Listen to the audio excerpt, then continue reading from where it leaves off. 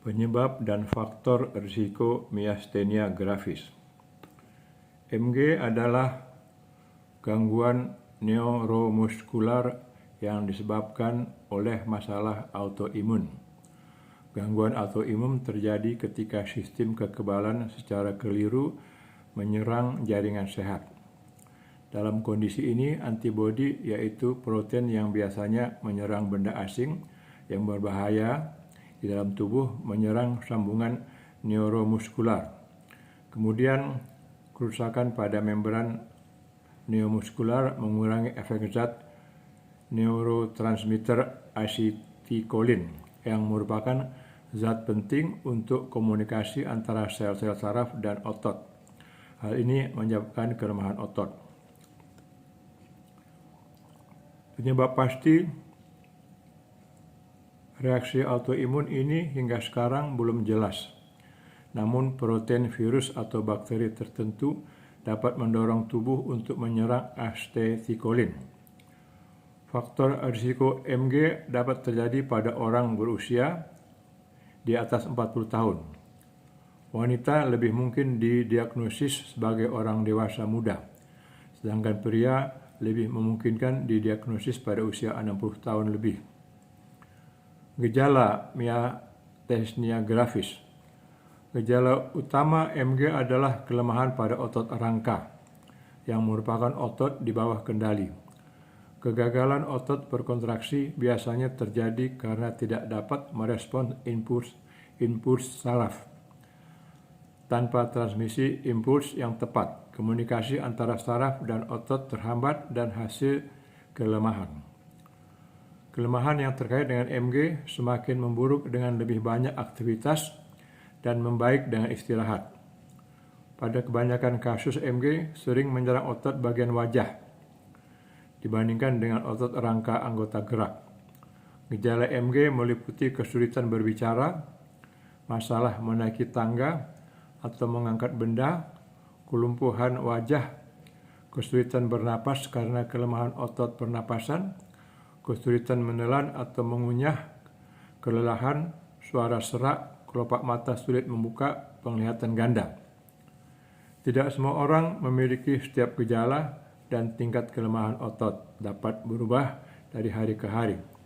Tingkat keparahan gejala biasanya meningkat seiring waktu jika tidak ditangani. Diagnosis myasthenia gravis. Diagnosis didapat dari pemeriksaan fisik berupa pemeriksaan neurologis. Hal ini termasuk refleks, kekuatan otot, bentuk otot, sensasi sentuhan, dan penglihatan, koordinasi, serta keseimbangan. The ice pack dapat dilakukan dengan meletakkan kantong berisi es di kelopak mata. Setelah 2 menit, kantong diangkat dan kelopak mata yang turun diamati apakah ada tanda-tanda perbaikan. Jika ada perbaikan, biasanya menunjukkan diagnosis MG juga. Selain itu, tes darah dapat mengungkapkan adanya antibodi abnormal yang mengganggu tempat reseptor di mana impuls saraf memberi tanda pada otot untuk bergerak. Simulasi saraf berulang dapat dilakukan untuk mendiagnosis myasthenia gravis dengan menguji saraf berkali-kali untuk melihat apakah kemampuannya mengirim sinyal memburuk dengan kelelahan. Ada juga tes elektromiografi atau EMG untuk mengukur aktivitas kelistrikan yang berjalan antara otak dan otot. Radiologi CT scan, radiologi CT scan atau MRI dapat dipertimbangkan untuk memeriksa apakah ada tumor atau kelainan lainnya. Terakhir, tes fungsi paru dapat dilakukan untuk mengevaluasi sejauh apa gangguan otot pernapasan yang terkena. Penanganan myasthenia gravis. Obat yang dapat digunakan adalah golongan inhibitor cholinesterase. Obat-obatan ini tidak menyembuhkan kondisi yang mendasarinya, tetapi meningkatkan kontraksi otot dan kekuatan otot. Kemungkinan efek samping termasuk gangguan gastrointestinal, mual, dan air liur berlebihan dan berkeringat. Penanganan bisa juga ditambahkan dengan obat kortikosteroid. Hanya saja penggunaan kortikosteroid yang lama dapat menyebabkan efek samping yang serius, seperti penipisan tulang, peningkatan berat badan, diabetes, dan peningkatan risiko beberapa infeksi. Pencegahan miastenia gravis. Pada dasarnya tidak ada usaha yang dapat dilakukan untuk mencegah MG karena proses tersebut adalah proses autoimun.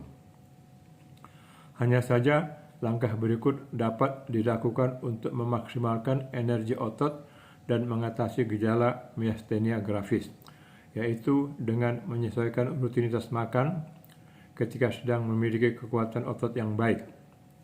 Luangkan waktu untuk mengunyah makanan dan beristirahatlah di antara gigitan makanan. Makanan kecil yang dimakan beberapa kali sehari mungkin lebih mudah ditangani.